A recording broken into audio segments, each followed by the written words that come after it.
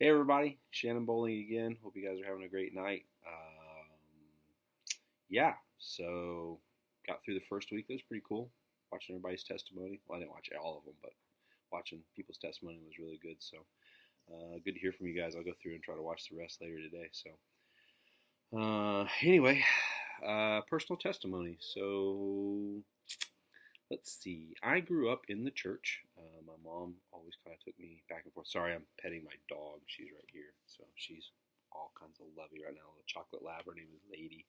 She's kind of attached. So that's what I'm doing over here. But you want to say hi? Come here. Come here. You want to say hi? Come on. Look. Hey, say hi. Say hi. Look. Say hi. Say hi. Oh, yeah. Okay, go. I grew up in the church. My mom kind of took me all the time, took me to church as a kid, so kind of had a really good foundation of stories and Bible stories, and knew Jesus, knew the stories about him, what he said, uh, that kind of stuff. But I never really had a personal relationship. I just thought it was something you did on Sunday. So kind of was really it. My dad um, would go occasionally to church with us. Not that he didn't believe or anything like that. He just was military. Clear that up. Somebody said, "Thank you for my service." I did not serve. Thank you, though. But my dad did. He was in 20 years, and I was in 20 years, I guess you could say that. I was basically born into the military and followed him around. So, but yeah, my dad was Air Force, and we lived all over the world, which was really cool. Really enjoyed it. I've actually continued that after um, as I've gotten older and got away from my parents. I've actually lived in other parts of the world too, as well as a missionary. But so anyway, didn't really have a foundation. I'm sorry, I had a great foundation, but I really didn't have a personal connection with Jesus. So that was kind of different. But as I got older, I ended up that I really did kind of need a relationship.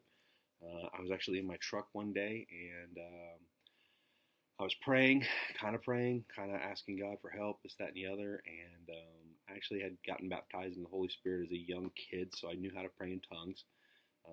And I was praying, and I was asking God for help. And I actually heard the audible voice of God, and he told me, he said, "If you'll listen to me, I'll always take care of you and do great things." And that was really life changing for me, because I mean, it was audible, and it was amazing.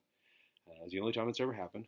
Um, and it was really, really impactful to me. It kind of changed my life. So I ended up kind of getting saved. Obviously, at the time, I came to Tulsa. I was living in Houston, and I came to Tulsa to visit my grandparents.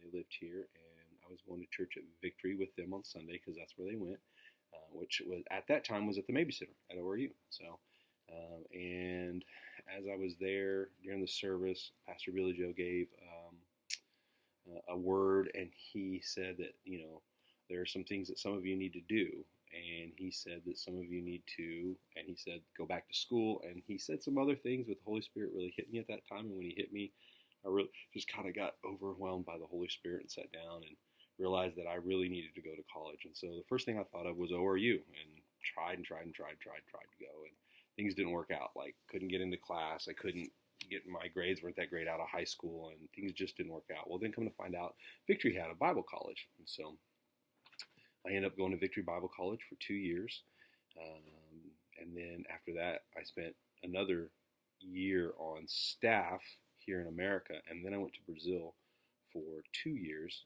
I'm sorry, 1 year, and we started a Bible school and an internship there, and that was really cool. I really enjoyed that. Had a great time there. One of my favorite things to do is mission trips. So it's kind of like my big thing now is to do short-term mission trips. Even long-term. Obviously, I lived in Brazil for a year, so I'm open to longer-term missions. So, but that's really kind of how it happened. As I went to Bible school, I realized that I had this great knowledge of the stories, but I didn't really have a deep foundation. And it was kind of great to go to Bible school and put those two things together. So, it set up such a great foundation in my life for me to understand the Bible so much more. And that's really why my degree is in biblical literature, just because I love to research. I love to find out and hear new things. I'm not always the best at it, but man, I really do soak it up. One of my favorite things is the Bible Project. It's kind of the reason why I'm going or getting my degree in biblical literature, just because I really enjoy the deep understanding of the Bible, and it's so great. It seems like, you can read the Bible and hear one story and think, wow, that's an amazing story. And then you start to read a little bit more, or you read another story that connects to this story, and then it kind of scrapes another layer off it. It's that old analogy. It's like an onion. You get through one layer, and then there's another layer, and another layer, and another layer, and then all of a sudden, it just keeps going and going and going. So, but yeah, that's kind of my story on how my personal testimony, I guess, on how I got saved.